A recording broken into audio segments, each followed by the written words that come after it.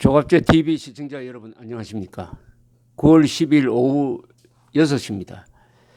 오늘 좀 이상한 일이 벌어졌습니다. 청와대 임종석 비서실장이 오늘 오후 기자회견을 했습니다. 국회의장단과 더불어민주당과 자유한국당 등 5개 정당 대표의 평양 남북 회담 때 함께 방북하자 하는 초청 의사를 공개적으로 밝혔습니다. 공개적으로 밝혔는데 여기는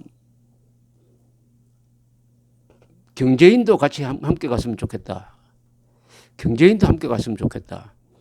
수행원 규모를 200명 안으로 구성을 하고 있다.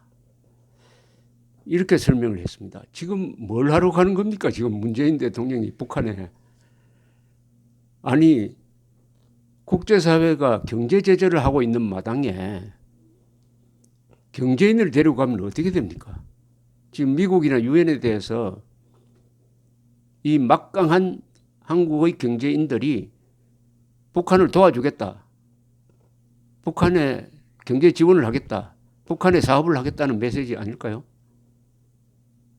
그러면은 유엔과 국제사회는 한국을 나라로 보겠습니까? 북한 비스무리하게 보지 않을까요? 북한 비스무리하게.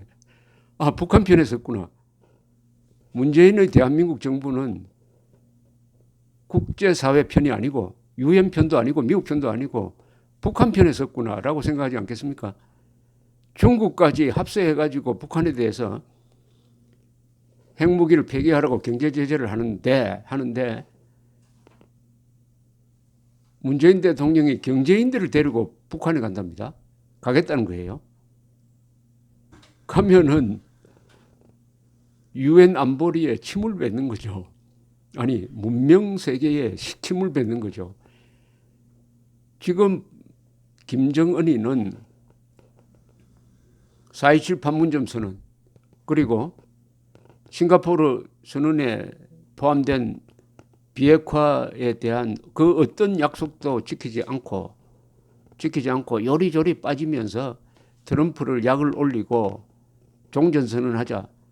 우리가 신고할 테니 먼저 종전선언하자. 이런 식으로 꼼수를 부리는데 지금 단계에서는 북한이 비핵화에 나오지 않으면은 나라가 무너진다는 정도의 압박을 가중시켜야 할 시점에 거기에 큰 구멍을 내는 중소기업도 아니고 아마 데려가면은 만만한 대기업 겁먹은 대기업 회장들 데리고 가지 않을까요? 그건 누굴 위한 겁니까? 이게 대한민국을 위한 겁니까? 국민을 위한 겁니까? 김정은을 위한 겁니까? 그런데 느닷없이 왜 또 국회의장단을 데려갑니까? 알현하러 갑니까? 지금 조공 방문단을 만드는 겁니까? 옛날에 조선에 중국으로 그런 조공사절단을 보낸 적은 많았습니다. 지금 김정일이는 한 번도 한국에 온 적이 없어요.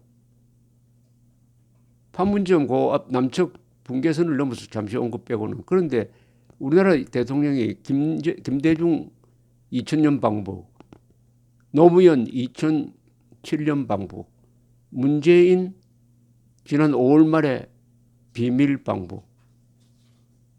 이번에 또 가면은 이게 몇 번째입니까? 4번째 아닙니까? 4번째. 이런 굴욕적인 관계가 어디 있습니까? 그리고 이 발표를 왜 임종석 대통령 비서실장이 합니까? 대통령이 직접 하든지 통일부 장관이 해야 되죠.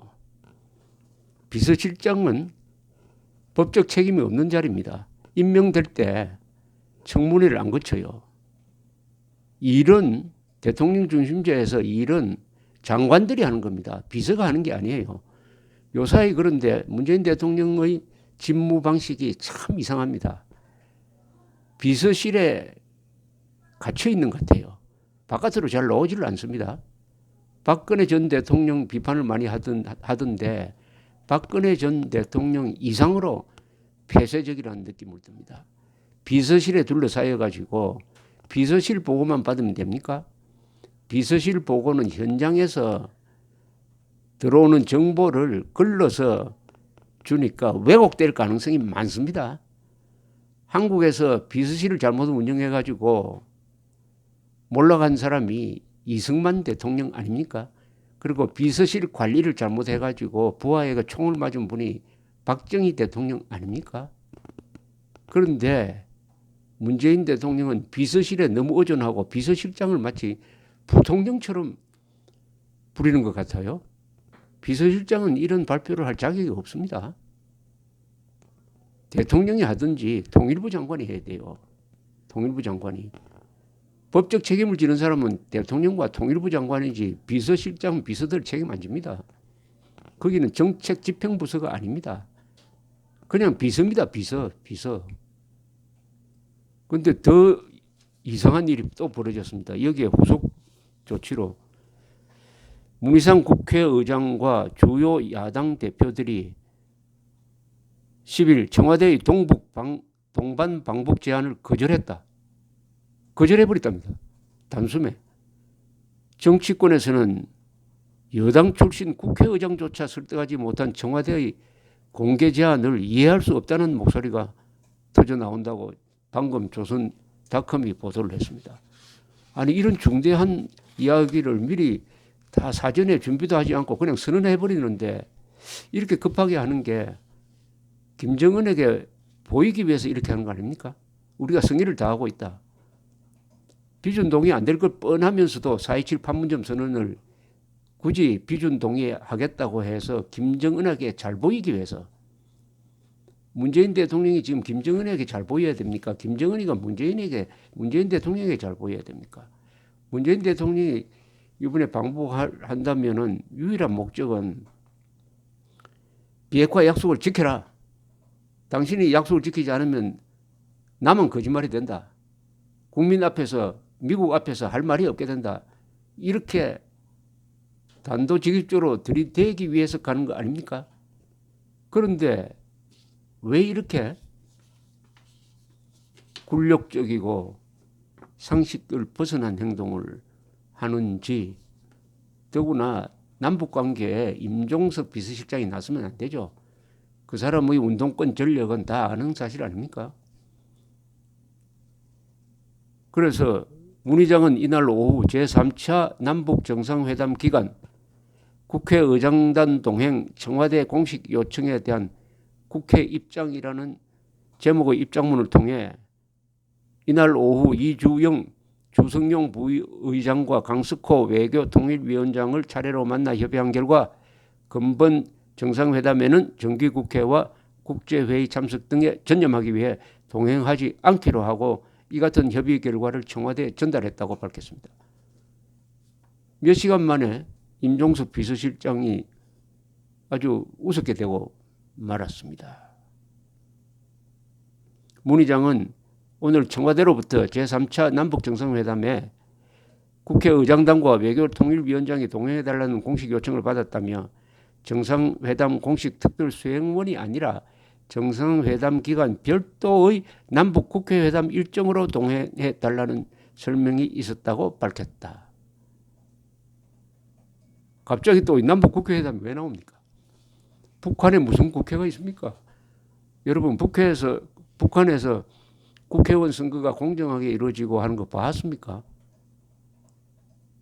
최고인민회의는 그게 임명제지 선거 형식을 갖추지만은 허수아비들 세우는 거 아닙니까? 북한에 꼭 데리고 가야 할 사람이 있다면 문재인 대통령은 사람을 잘 골라야 됩니다. 첫째, 국군포로 가족을 데려가야 됩니다. 두 번째, 납북자 가족을 데리고 가야 합니다.